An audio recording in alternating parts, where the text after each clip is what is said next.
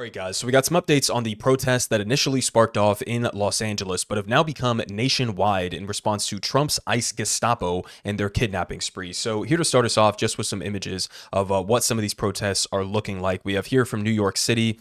Obviously the main sign out front says ICE out of New York City, and you can see a pretty sizable crowd marching down the street there. We also have some pictures here from the protests in Chicago that were taking place at the same time, and we also have a map here showing where some of these protests are taking place, all the way from Los Angeles to Seattle to Dallas to Chicago to Atlanta to New York. So this is a pretty nationwide thing that is growing and growing as the Trump administration and all of the various police agencies from around the country are getting more and more draconian and violent in their response to them. Now, with that being said, I do want to show you guys a couple of TikToks that came across my feed, giving you a different perspective of these protests than the flames and the broken windows and looting or whatever else that you're seeing in mainstream media hysteria. So here in this first one, this girl who's on the ground in Los Angeles is just going to show what this protest looks like and why maybe it's not as exaggeratingly violent as some people are trying to portray it. Fox News, she called me today. She said, "You need to get out of LA. LA is burning. Aren't you scared?" Meanwhile, this is what's going on in LA.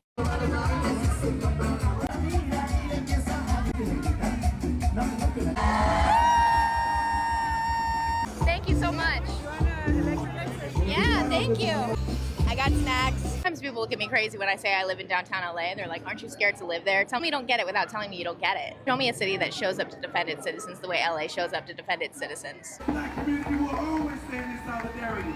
We're not going to get out of the streets until ICE are out of our streets. Ain't that right? ICE out of LA! ICE out of LA! Police in LA are overwhelmed. We gotta send in the Marines. Send in the Marines. Meanwhile, the police in LA.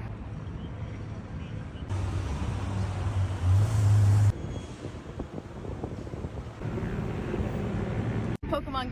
Okay, so I mean, again, let's not feed into the notion that these are some massively violent protests and people are taking to the streets to wreak chaos and havoc and whatever else. That's not the case. In fact, at almost all of these protests, what happens is you have a peaceful crowd that forms to protest to try to protect their community from the ICE agents that are abducting their family members, their friends, their neighbors, their co-workers, whatever the case may be. This is a movement to try to protect their community members. And what usually happens is it starts off peaceful, then you have the jackbooted thugs, whether it's the LAPD or the NYPD, or whether it's, anyone backed by the National Guard, or whether it's ICE agents or DHS or whatever the agency is. They step in, usually it's the police, and then they start trying to disperse the crowd, right? Or they declare it an unlawful assembly, and they start firing tear gas and they start firing rubber bullets, and then it escalates from there and sparks off what then may turn into a more violent protest. So just to show you a side-by-side here, a quick 10-second video of what that looks like, here again from somebody who is on the ground in Los Angeles.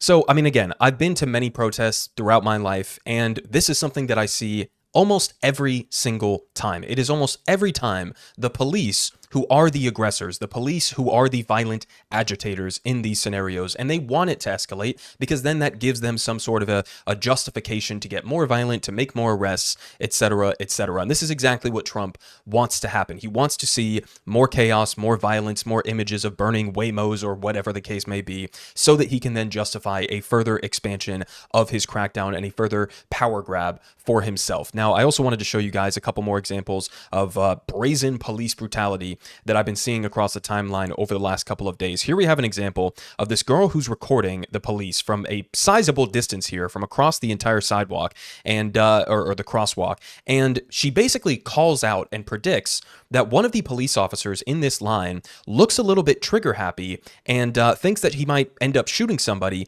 Then we see a girl walk onto screen across to the police officers, and apparently she lives, I guess, in one of these apartments that's behind them, and she's not even protesting. She's not with a crowd. She's just by herself, and I guess trying to figure out how can she get back to her apartment, and this cop just shoots her with a rubber bullet at point blank range. So let's go ahead and watch this. I want us to focus on this guy right there. Look at him. Trigger happy as fuck. So I just showed you him, right? Look at that. Oh, what's passing by? Where's our money going, right? Where are our tax dollars going, right? Right? Yeah. So we've got trigger happy fucking bitch over here. Look at.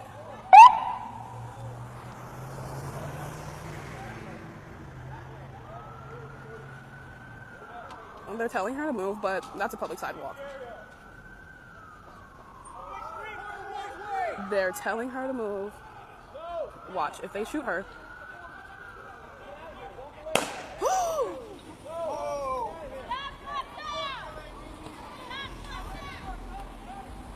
Holy fuck. So then she goes and she runs over and tries to provide first aid to this girl and then continues to get harassed by the police. I mean, think about this. This is somebody who's not protesting. There's not even any sort of massive crowd here. There's no threat whatsoever to these police officers. And he just shoots her point blank range for trying to get back to her apartment. We also had a follow-up to this because this same person on TikTok was then later harassed by the police, who throughout this entire video, during this stop, I guess, that they were doing, he was shining the light in her camera, trying to get her to stop recording him as she was just asking, "What's your name? What's your badge number? Why are you stopping us?" He gets up in her face. He's like, "Are you wearing your seatbelt? You have to be wearing your seatbelt. You know, oh, I think maybe you got a tail light back in the back that's out." I mean, just total targeted harassment of this person. Absolute insanity and thuggery here from the cops. We also have a video here. Again, another example of just brazen, unnecessary violence from the police. Here from Shakir Rahman, he says, "This psycho shot me in the groin twice with a 40 millimeter munition because I asked him for his name, which was ripped off of his helmet after he shot others in the groin at close range too. Watch him tell me he's going to shoot me just for asking who he is." What's your badge number? I'm giving you warning. No, warning about what? I'm asking you a question. What's gonna hurt? What's gonna hurt? There's 40 millimeters. Why are you gonna shoot a fucking 40 millimeter to someone 3 feet away who's asking your badge number? What am I doing? Huh? Huh? Huh? Go ahead. What is it? I'm behind glass. What is your name and badge number? You work for us, bitch. What is your badge number? What is your name and serial number? I'm behind glass. What is your badge number? What is your name and serial number? Why'd you rip the name off your helmet?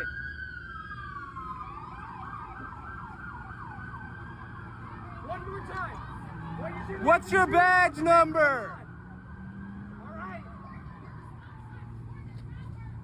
Hey, yeah, I'm not going anywhere. What's your badge number? That's okay. I'm gonna pop you right now because you're taking up my focus.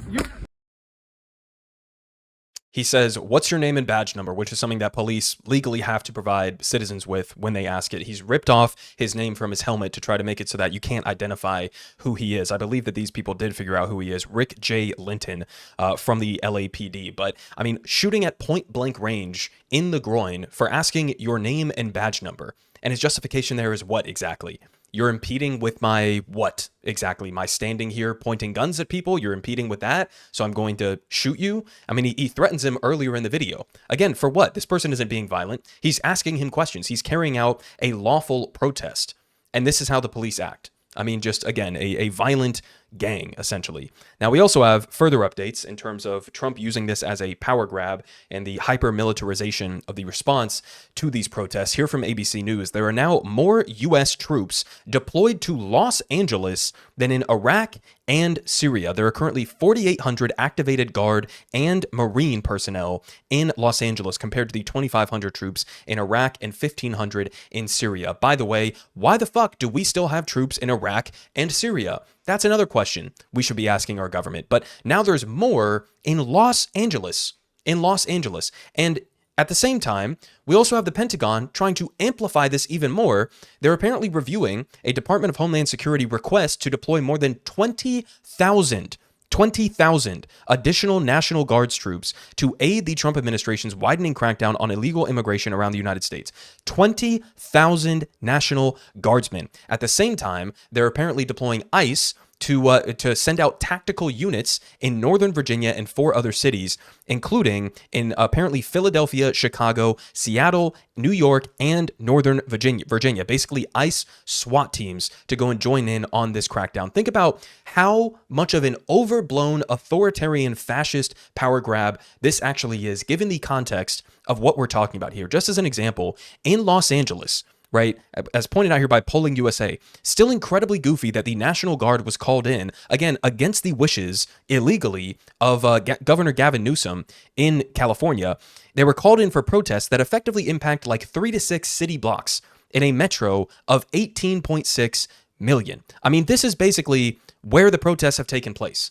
This isn't something that the LAPD couldn't handle themselves. Not that they're doing a good job in any way, shape, or form, or that they haven't been brutal towards the protesters, but there is no reasonable logistical justification for sending in the National Guard, let alone sending in hundreds of active duty Marines, right? This is pure fascist spectacle that we're witnessing here. This is Trump trying to make it the norm that he can deploy not only the National Guard, but again, active duty soldiers on the streets of America. He's trying to normalize that in response to any level of protest against what his administration is doing. Now, we also have this article here from the Wall Street Journal on some of the insane scenarios that have developed in response to Stephen Miller trying to ramp up the quotas and demanding that ICE not focus on going after violent, undocumented immigrants, but instead doing sweeps of places like Home Depot and schools and courthouses and the rest of it. So their headline here is the White House marching orders that sparked the LA migrant crackdown. So they say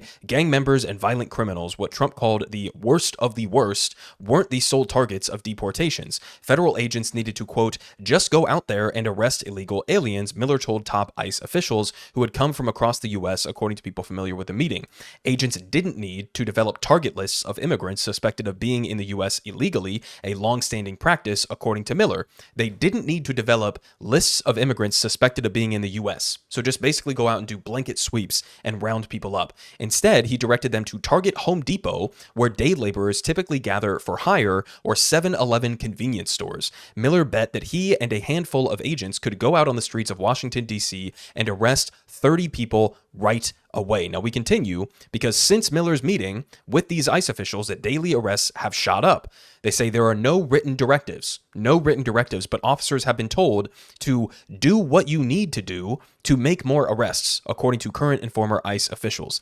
They say federal agents make warrantless arrests, which is illegal. Masked agents take people into custody without identifying themselves, insane. Plainclothes agents in at least a dozen cities have arrested migrants who showed up at their court hearings, which again, what is the incentive there for undocumented migrants moving forward? Well, it's telling them directly, even if you try to follow in with the legal avenues in this country, when you try to play by the rule book, when you try to do things right, you'll still be arrested. So don't show up to court. Don't show up to your immigration hearings because ICE is going to kidnap you, right? That's the incentive that they're setting up here.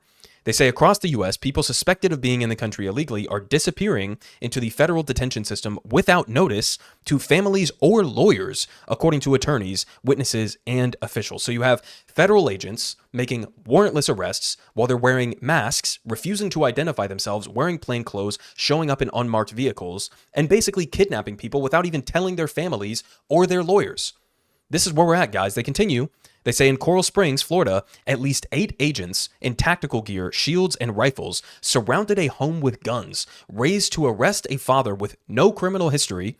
And in Irvine, California, ICE agents drove a phalanx of military vehicles in the Orange County suburb to arrest a person, though not for illegal immigration. So what are you driving this military convoy into a neighborhood for? They were seeking a resident's son who had allegedly posted flyers alerting neighbors to the presence of ICE agents.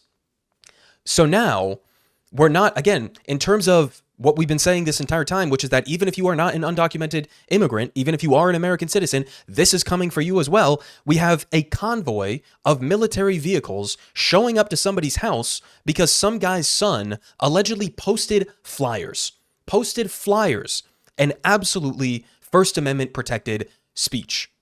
Posted flyers, and you could have military convoys showing up to your house. I mean, utter and complete insanity. We also have some videos that have been going around of some of these recent raids. This one here from ABC7. In an early morning raid, ICE agents are seen chasing farm workers through an Oxnard field. The raids come as the federal government ramps up immigration enforcement in Southern California. And you can see some of these are the most hard-working people in the country. Let's be clear about it. These are the people who are literally feeding Americans, right?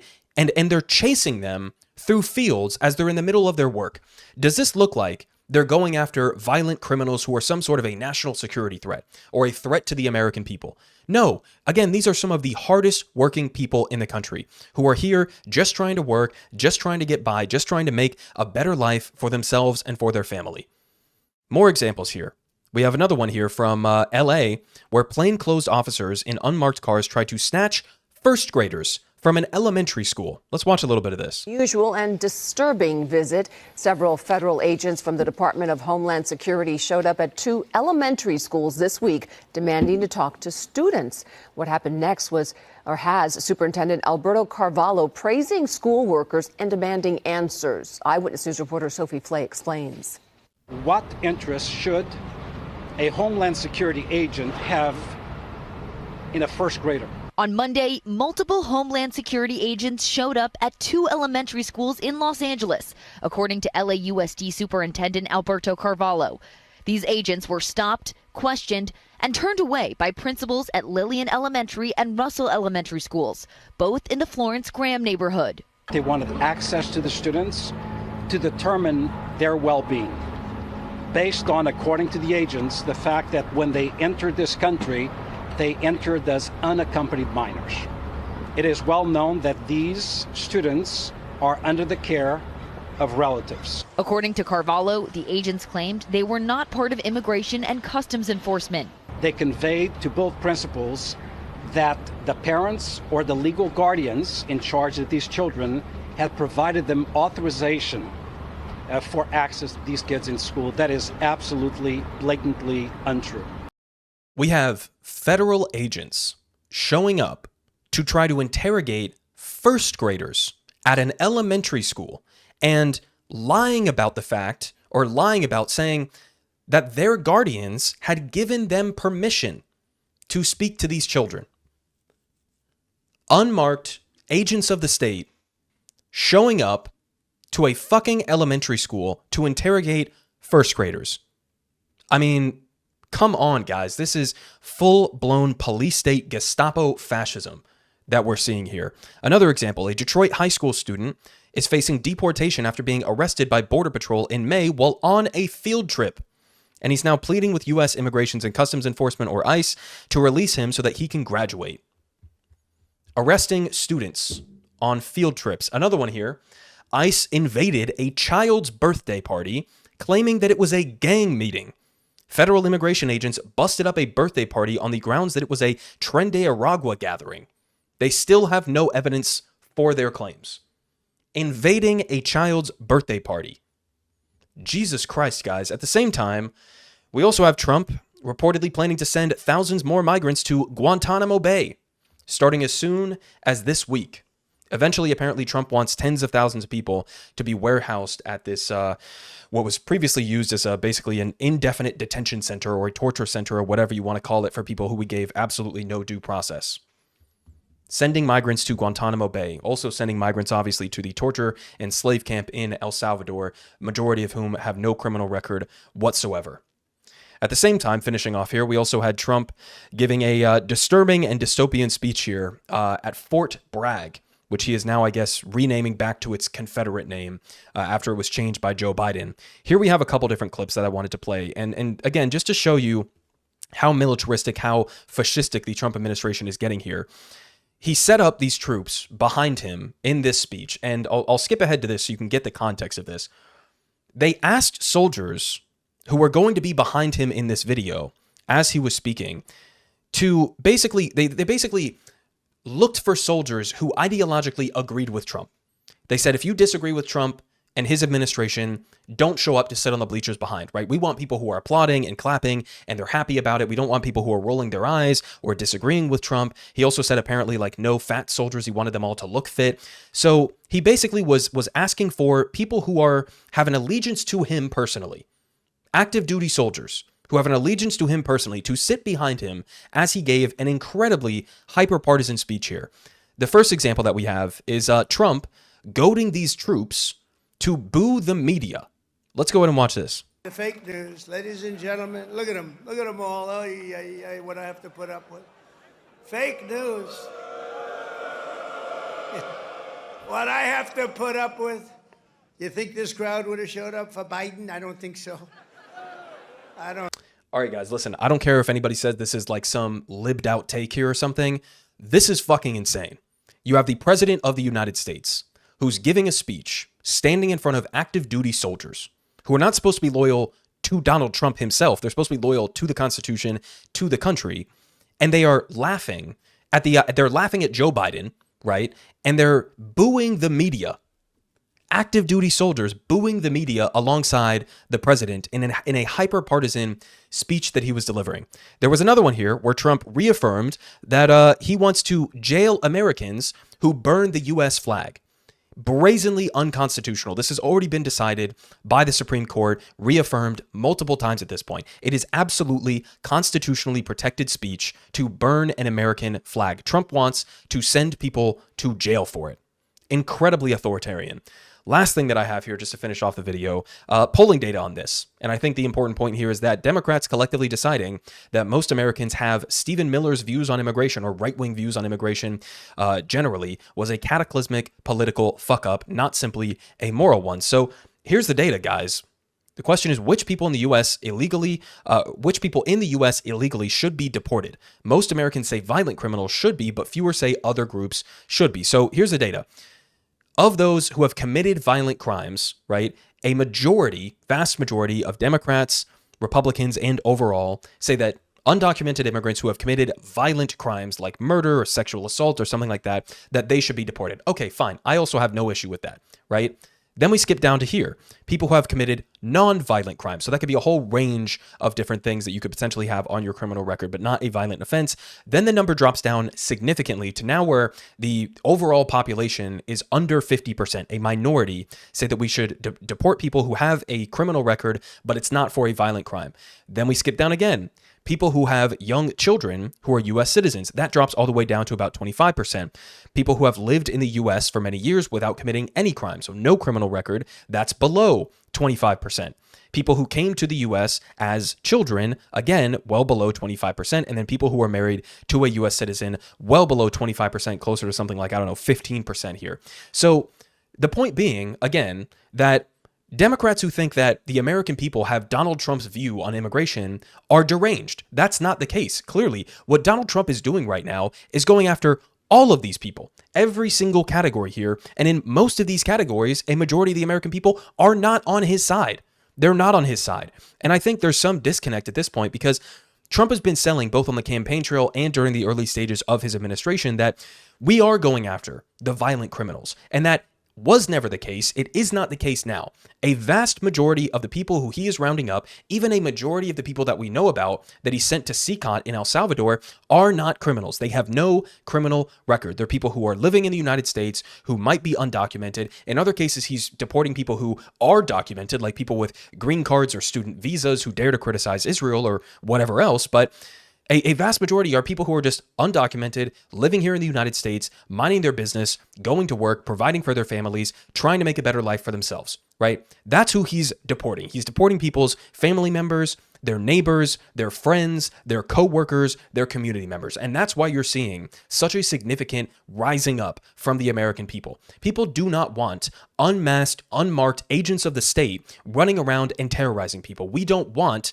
the military, the National Guard, the police with military-grade equipment wreaking havoc throughout our cities. That's not what the American people want. So We'll have to keep track of all of this. I don't think that the protests are going to ease up anytime soon. If anything, Trump wants to escalate this as far as he can possibly get it to eventually push towards establishing, the Insurrection Act or setting a precedent for that, or declaring martial law so that he can further justify sending out the military into the streets of the United States. So he's not going to ease up at anytime soon. And also we have this potential inflection point that's coming up this Saturday here in Washington, D.C. And I'm probably going to go and be there on the ground to maybe get some footage and be part of the protest. But here in Washington, D.C., there's apparently going to be a massive protest because Donald Trump is doing this like fascist spectacle of a military parade on his birthday down the National Mall, where we're rolling in tanks and hundreds of soldiers, etc., and some sort of like a dictatorial parade for him personally. So there's going to be massive protests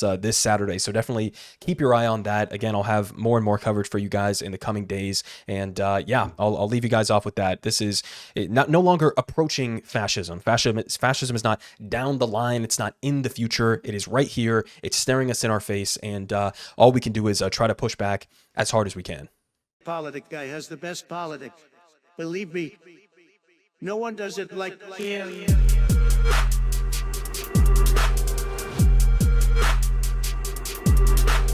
Believe me, everyone is saying